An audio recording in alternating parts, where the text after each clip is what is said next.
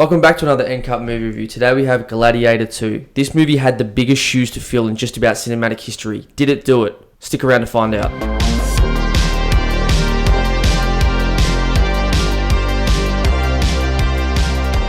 Now, the premise of this film is essentially like the first Gladiator, yet you substitute out Russell Crowe for Paul Mescal, and he's essentially doing the same thing, trying to revenge his wife's death. There are so many identifiers in this film that are identical to the first one, such as the first battle that they have at the opening scene, the first war. Then they go into the slave trade. Then they become gladiators to try fight their way to freedom again. But the biggest question is, does this film fill the shoes of the first one? This film has way too many different scripts and avenues it's going to go down, and it doesn't make any sense of why they were trying to do so much lore and character development for kind of no reason. None of his payoffs in this movie felt earned, I guess. Even the very last one, you're just like, well, yeah. Then you find out there's going to be a sequel to this movie, so this whole movie was absolutely for nothing other than to just be like, we're back in the Gladiator universe, this is our brand new character. Now the next movie is probably going to be the really good one. Typical. It was so skimmed over. There were so many avenues that they could have gone down. They literally had too many storylines almost within this film. There was like 6 or 7 that was just going on that didn't make sense because in the first one, you start at point A and you finish at point B. These people had point A and Z and X and Y were coming in and making no sense. It was trying to get you emotionally attached without getting you attached because it was so quickly skimmed over. That's the perfect way to describe this movie. There was no emotional attachment at all. They were trying to anchor Paul Mescal's character to the connection from the first movie, but you just didn't really feel it at all. And I think that was sort of missed by Riddley Scott in a way. Paul Mescal, great actor. We love Paul Mescal. He's a great actor, but he didn't have that gravitas that Russell Crowe has because look, it's Russell Crowe. The man's going to go all in. He's an absolute goat at being like that gritty sort of rising up against some sort of like... He's like Mel Gibson, you know, in The Patriot and all those different movies where if you want a guy who's going to be able to rise up against someone who's oppressing him, you're going with a 20-year-old, 30-year-old Russell Crowe. You're going with a 20, 30-year-old Mel Gibson. Why? They look rugged. They look like they've been through some shit. Paul Mescal's a good-looking dude, man. He doesn't look like Gladiator. And for half the movie, he's laughing, chuckling, having a good time with fucking Ravi, who's a great character too. And you're like, is this meant to be like Rome? Is this meant to be a guy who's literally fighting for his life to survive, to avenge his wife that was murdered? No. You don't think that. That's why when I say, like, there was nothing really at stake in this movie. Throughout the whole movie, you never felt like Paul Mescal was going to get killed. Not once. Yeah, Paul Mescal, his character was all about rage. He had this absolute undying rage that he couldn't control, yet he controlled it the whole movie. Exactly. Like, what are we talking about here? And the rage didn't feel real. No, it was so scripted. Russell Crowe, you were like, wow, he really wants to avenge, you know, what does he say? Father to a murdered son, husband to a murdered wife, and I will have my vengeance. In this life or the next. And you're like, okay, I feel that. And when he was looking at Joaquin Phoenix, when Joaquin Phoenix was like, don't turn your back on me, take your mask off, show me what's your real name. My name is Maximus Decimus Meridius, commander of the armies of the North, general of the Felix Legions.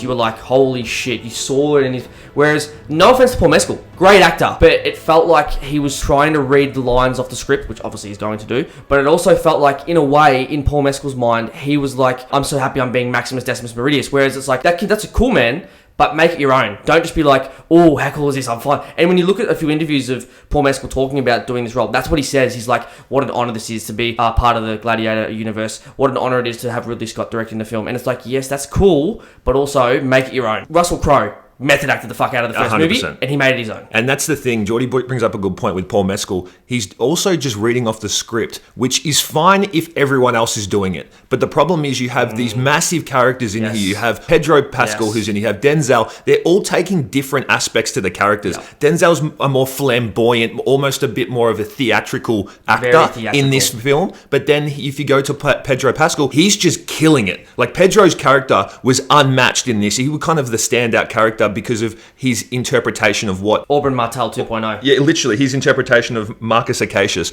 And then you go into Paul's character, and it's a little too scripted. As we said, we do love the guy, and he's a great actor, but I think that you need to have a coherency without this and some type of like harmony within the film. It wasn't like that. They were all in their individual path, and that's kind of what ruined it a little bit. And almost ad-lib it. Paul Mescal, go into this scene like, this is what's at stake in the scene. Potentially this is what your character's going to feel. This is what Pedro's character is trying to feel. Go with what you feel in your gut. Like, if you're feeling Hanno is going to like, you know, want to put more something at stake, then put more something at stake. Rather than just like, okay, the script says to say this, so then say this. It was the same writers, I think, from the first film to this film, and it was the same, everything was sort of the same with all the production companies. So So you're going to probably put your faith in them and say, hey, they made a really good first one, so you're going to be able to make a really good second one. But I guarantee you, Russell Crowe in the first one would have seen the lines and gone, I'm going to say this, and then I'm going to add this, because I'm just going to go with how I feel in the moment. Whereas in this one, Paul Mescal it didn't feel like he was going from that. Not to say that his acting was bad, it just wasn't as gritty and on edge as like what Maximus's was in the first film. I think what sort of made that glaringly obvious to me in this movie is the fact that I felt Pedro Pascal's character had so much on the line. He was going through so much turmoil internally that you just were like, oh, what's going to happen with his character? And they could have done so much more with him, and he was underutilized, and I think that sort of showed that Paul's character, he just didn't have enough on the line. Whereas Pedro's did, and I feel like if they had merged in a way, those two characters, he would have been a great freaking character. He would have. And this is another issue, which I think this is not Paul's fault at all. The issue is that a lot of the script felt like it was cut out. The chopping block of this movie would have been substantial. They would have had at least, 2-3 hours cut out, because a lot of their scenes felt like they were cut short, and some were not left long enough. You kind of need that like extra scene of a close-up on his face just to feel the emotion. Yeah. And it didn't do that. It just cut it immediately, and it would go to some crazy Colosseum fight, which they flooded, which has been historically proven. But I don't think sharks were in there. I didn't realize Jason Statham was wrangling sharks from the Meg over there. Yeah, how the hell were they wrangling sharks? What year was it? I have no idea. 755 AD. Whatever it was.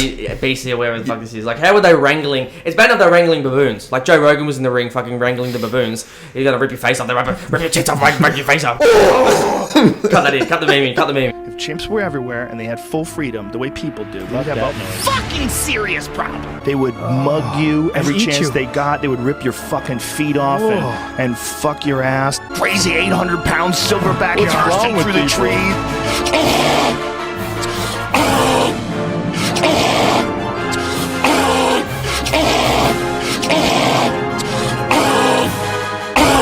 Now, whether this movie was chopped up a lot, then they came back and did some reshoots, I don't know, but it felt like that. From what we've heard and what we've read, 100% this thing was in production for a very long time, and because of the writer strikes, it got pushed back a lot. There's a lot of also actors who were cast in there and had to leave, and then they had to bring new ones in. So when movies do that, usually you know that there is a little bit of an issue that's going to happen with the film, which is unfortunate. Another thing that I noticed throughout this film was that with certain scenes, and this is what we mean by choppiness, you would see an action scene, you'd see a hand-to-hand combat, and it looks like they're pulling their punches, and it looks like everything is staged. It's like he kicks him and you know he's 10 meters away from him, but he falls over. Yep. It's like, what the fuck am I watching here? Can I see a legitimate scene like from Dune? If you watch Austin Butler and Timothée Chalamet, or Timothée. If you watch Timothée in hand-to-hand combat, it looks real, it's raw. You have no music with it, and you can feel the severity of that scene. In this one, you just saw objects being thrown at someone, and they missed them by 40 meters, and all of a sudden they fall over. You're like, what the fuck is going on here? Yeah. Even to the point where the extras in the background and a lot of the scenes in this movie were so noticeable. Like, there were extras in the background in this movie that were not doing what they should have been doing, or act like you're in front of the Senate, or act like you're in the Colosseum and you've just seen someone decapitate a goddamn shark or something, and they're just sort of like, doing the NPC dance move in the background. It's like, I could see you from so far away. There was a scene where there's like a riot or something. You could see blatantly at the front there's an extra who is not from 750 AD or wherever this movie's set. It is a person who's just chucked on like a goddamn Roman outfit with a hat and put some... You just could tell. And that was really frustrating for me. You got to put in the good work, and in this movie, it was noticeable. And also, were they riding rhinos? I don't know. Can you ride a goddamn rhino and say, we can't even ride a rhino now. We can't ride a rhino now. This is where the technology to go to space has gone. Where did we go wrong in life? I don't know. Could you imagine us? Why are we riding horses? Why are we not riding rhinoceroses? I've played Far Cry Primal. I've tamed every single animal you possibly can. We should be able to tame animals in here. Now, I want to ride a rhino. We know Ridley Scott does absolutely blow these sort of movies up lately. Napoleon. Historians went absolutely fact-check crazy on that Donald Trump style and saw that movie was just completely wrong in so many different places. In this movie, I think he's done the exact same thing. I think the first one was steeped in a lot more reality and a lot more like factual stuff. I don't think they were riding rhinos. How the hell did they put the harness on it? And how did it not buck him off as soon as he was on the top of it? If I'm wrong, let me know in the comments that I'm wrong. But I don't think they were riding rhinos. No, I don't think they were either. Just like they weren't getting sharks in the Colosseum. Yeah, exactly. Great whites. Exactly right. I think Ridley Scott might be losing his edge a little bit. I believe so. Right? He's just old. He's just old. He's just hit that age where he doesn't care enough anymore. No. And back in the day, he did. Look at his filmography. It is ridiculously good. Yeah. And then you hit and misses all the time. He had the biggest hit with Gladiator. I think he should know the content and the context of this film. He kind of missed it. The opening scene in this movie was a really, really good opening scene. It was a great action-packed scene. First time you see Pedro Pascal come up on the screen, so badass. Yes, it looked a little bit shit CGI, like he wasn't really on a ship, but this man is standing there, full Roman gear, and you're just like, this is badass. You believe that he really is the legionette of the whole general army of Rome. So that was really cool. Just unfortunate that the pace of the action throughout the rest of the movie didn't really continue. There was way too many times in this movie where there was not as much action as you would expect in a Gladiator movie. I get that though, because it's telling a great narrative, which is fair enough. But that sort of opening scene, I reckon if they had had that opening scene halfway through the movie, that would have really kickstarted the movie in a way that would have been like, yes, this is good. But it's sort of just, there were bits in this movie where you're like, okay, this is dragging out a little bit. Yeah, or if you have the opening scene go for longer and have some type of commitment to that. If you had commitment to the opening scene, all we get is probably 10 to 15 minutes, not even, it's probably shorter. 10, let's say under 10 minutes of the opening scene, and it's supposed to build his wife being everything to him. I forgot who she was within 5 seconds. You don't understand who she is. Why is she standing there on the fucking on the top of the wall, wide open? She's asking to be shot, and she just takes it. You hear him. There's 70 fucking archers behind him heard him. I'm sure she can hear him up on top of a wall. So that didn't really make any sense. But if they had this to drag out where they go through a massive fight, he just is about to get to her, then, she dies after that. That could have been interesting. Or she takes the arrow for him. Something like that. That could have been interesting. But then you don't see her for the rest of the film. There's no character building or relationship building. All it is just chop, chop, chop, and you're supposed to go with the flow. It's like, can you build me an emotional connection to this movie, please? Yeah, what the fuck am I watching? I waited 24 years for this film. 2000 was when Gladiator was released. So I've waited 24 years for this good film to come out, and it kind of just let you down on all aspects. If they never hyped it up, if they made its own stand, you probably understand where this movie's coming from. And also, once you find out that there's a sequel, that's when you really understand where it's coming from. And that's sort of rounds out what me and Josh have been saying throughout this whole movie. And this is the first sort of feeling that we had when we left the movie straight away. First thing we said to each other, it's that these payoffs didn't really feel earned at all. And you realise that because you find out, it's a sequel. So there's no real payoff because it's the middle movie. The first one's always good because it's like, this is the start. And then it's always a struggle when you're doing a trilogy that the middle movie is good because you can't really do too much needle moving because nothing really happens, right? Because the third movie is going to finish the trilogy or whatnot. That's what this movie felt like when we found out afterwards, this is a sequel. Of course. I don't know what it was. And I don't know if maybe we're just fucking wigging it. We've seen too many movies. Maybe we had too high expectations because of Russell Crowe, but the payoff just wasn't there. Yeah. Not Paul's fault. It was just the way it was written. One of his speeches was like, where death is, we are not. And then he would go on and say another thing, where we are, death is not. Yeah. It's like, you don't need to say that second bit. You said that. Yeah, brother, we heard it twice. And the whole, where we are, death is not. That sounds awesome. But don't repeat yourself. Yeah. Let us. And that's like what we're saying in this movie. It didn't really feel like Riddley Scott let you sit in the moment. It was sort of just like, all right, now to the next thing. Now to the next thing. Let's just get as much on the screen as we can. Because I think one of the things I found with this movie, the first one looks so gritty. This looks so polished. There's something going on in Hollywood right now where they think that because everything's 4K, it has to be shiny, new, amazing.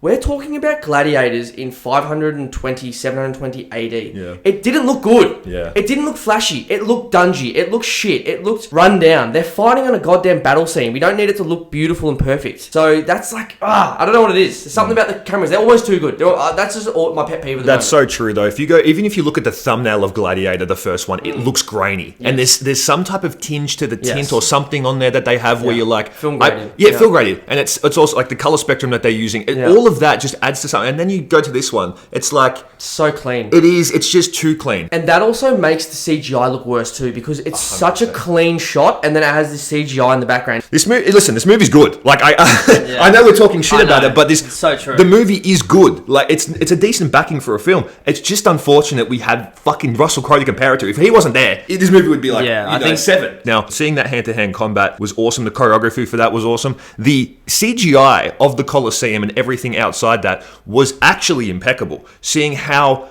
good the architecture was back in Rome, seeing even the little things of like they had plates to tables to cups to chalices to the fits that they were all wearing. The costume design of this was absolutely flawless and it really captured the essence of Rome in that scenario. There's going to be people who go and see this movie and they're going to be like, it was great. And that's fair enough. That's why it's rated 75% on Rotten Tomatoes. We're not here to say this movie was terrible because it's not. We enjoyed watching it. It's just, we're talking about things that we think could have done better that Riddley Scott probably just looked at and overlooked. And I don't know. The guy's got an unlimited bank account these days. I don't think he cares about box offices anymore.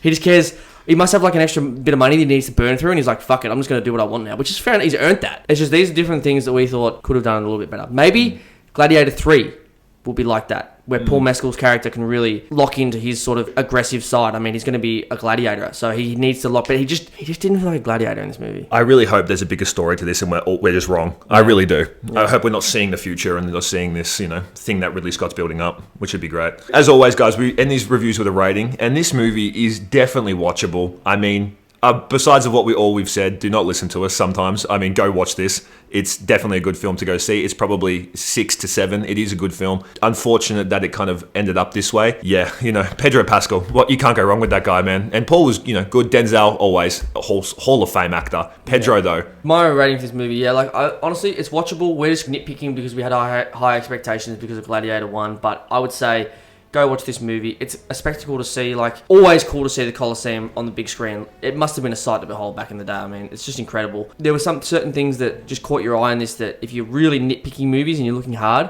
you'll notice them. But all in all, it's Denzel Washington. It's Pedro Pascal. It's Paul Mescal. You're going to want to go see it. It's just hopefully in the next movie that they can just touch on that will polish the movie and make it even better than the first one even. So if you guys enjoyed the review, do not forget to leave a like and subscribe. Question of the day. What's your Roman Empire? Mine's Pedro Pascal. Tell me what your Roman Empire is. Mine is that I wish my name was Maximus Meridius. Maximus Decimus Meridius. Anyway, guys, peace. We out. Peace. And cut.